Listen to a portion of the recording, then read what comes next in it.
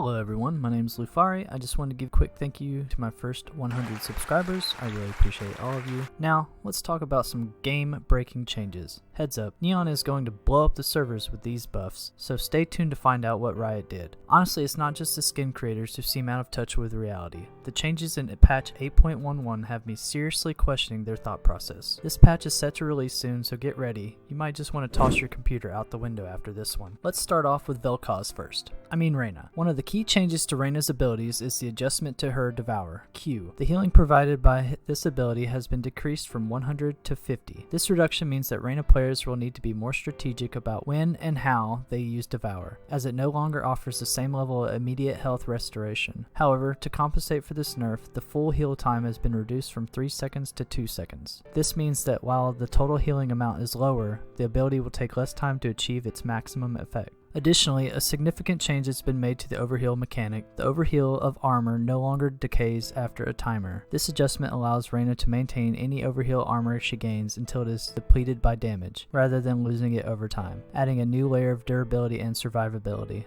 Reyna's Dismiss, E, has also undergone notable changes. The top speed during Dismiss has been increased from 9.1 meters per second to 12 meters per second. This increase in speed enhances Reyna's ability to reposition quickly and escape dangerous situations, making her more elusive and difficult to pin down. On the flip side, the total duration of Dismiss has been reduced from 2 seconds to 1.5 seconds. While this reduces the window of invulnerability and movement, the increased speed should compensate by allowing Reyna to cover more ground in a shorter time frame. The most transformative change comes to Reyna's ultimate ability, Empress, X. Previously, using her ult had a timer, limiting its duration and forcing players to maximize its usage within a set time frame. In the new update, her ult no longer has a timer and remains active until Reyna is either killed or the round ends. This change significantly enhances the potential impact of Reyna's ultimate, allowing players to utilize its benefits for as long as they can stay alive. This makes Reyna an even more formidable presence on the battlefield, with the potential for sustained aggression and clutch plays throughout a round. What are your thoughts on these Reyna changes? I personally feel that her ult and no timer are gonna be deadly. You know the saying, you become what you hate? Well, I hate this update to Neon.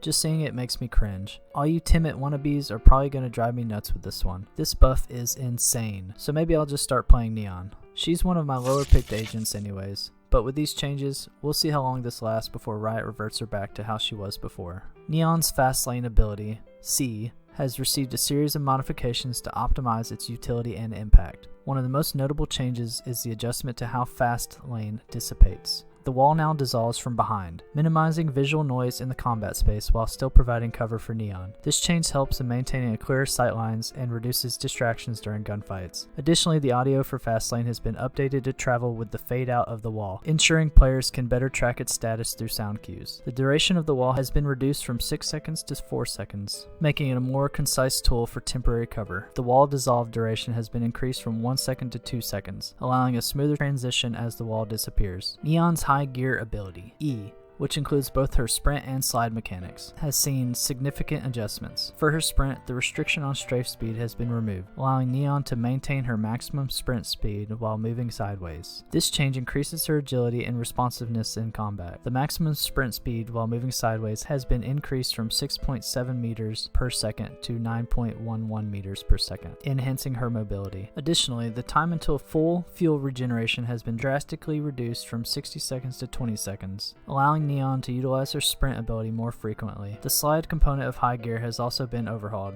Neon now has 2 charges for her slide, up from 1, providing for more opportunities for dynamic movements during engagements. Importantly, Neon now removes all weapon movement error when sliding, making her more accurate while performing this maneuver. This change means she can shoot more precisely while sliding. The second slide has a cost of 150 credits, and the time it takes for Neon to equip her weapon after sliding has been shortened to be instant, compared to the previous fast equip time. Additionally, there is now a 0.2 second equip buffer after sliding, ensuring a brief delay before her gun comes out, which adds a touch of realism to her movement. Neon's relay bolt, Q, has undergone a few targeted adjustments. The number of charges for this ability has been reduced from 2 to 1, making in a more precious resource. However, the wind-up delay has been shortened from 1.1 seconds to 0.8 seconds, allowing Neon to deploy her relay bolt more quickly. Additionally, the duration of the concuss effect has been increased from 3 seconds to 3.5 seconds, giving her more control over the battlefield and increasing the utility of the ability. In conclusion to the Neon buffs, what are your thoughts? Do you think she's going to break the game with these changes? Now, on to Raze. Raze's changes are solely based on her satchel ability. Raze's satchels no longer explode for damage or knockback upon opponent destruction. Raze's horizontal velocity when using her satchel has been slowed. The satchel explosion audio has been updated to be audible from farther away, ensuring enemies can hear the first satchel when Raze uses a double satchel maneuver. These are minor changes. I doubt anyone is going to stop picking Raze over this.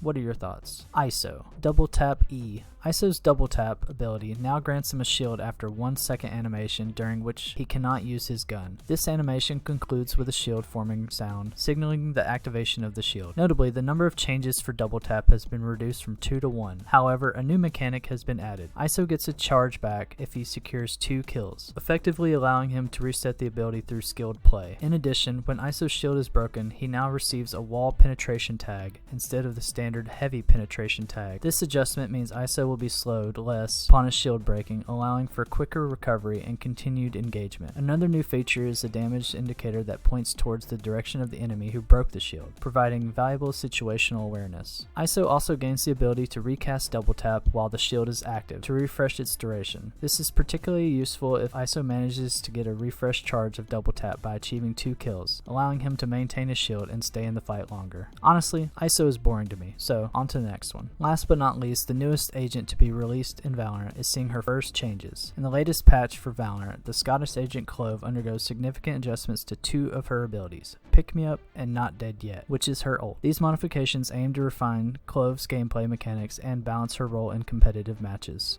Pick Me Up. One of the primary changes to Clove's arsenal is the adjustment to her Pick Me Up ability. The cost of activating this ability has been doubled, increasing from 100 to 200 credits. This change emphasizes a more strategic approach to its usage, requiring players to consider their economy carefully before investing in this utility. Additionally, the duration of Pick Me Up has been reduced from 10 seconds to 8 seconds, limiting its longevity and encouraging players to utilize its effects more efficiently within a shorter time frame. Furthermore, the time required to activate the damaging assist component of Pick Me Up has been significantly decreased from 10 seconds to 6 seconds. This adjustment aims to promote a more aggressive and proactive playstyle, rewarding Clove players for engaging in combat and securing assists in a timely manner. Not Dead Yet. X. Clove's ultimate ability Not Dead Yet also undergoes notable changes in this update. The cost of activating Not Dead Yet has been increased from 7 to 8 ultimate points, making it slightly more expensive to deploy. This adjustment encourages players to weigh the value of using Clove's ultimate against other potential investments in their team strategy. Additionally, the unequipped delay of Not Dead Yet has been slightly extended from 0.7 seconds to 0.8 seconds. While seemingly minor, this change can impact the fluidity of Clove's gameplay, requiring players to adapt to their timing and decision making when activating and deactivating the ultimate ability. A significant bug fix has been implemented. Clove's ultimate will no longer persist in the fighting state if she obtains a smoke assist. This ensures a more consistent and balanced experience for players, eliminating unintended interactions that could potentially disrupt gameplay flow and strategic outcomes.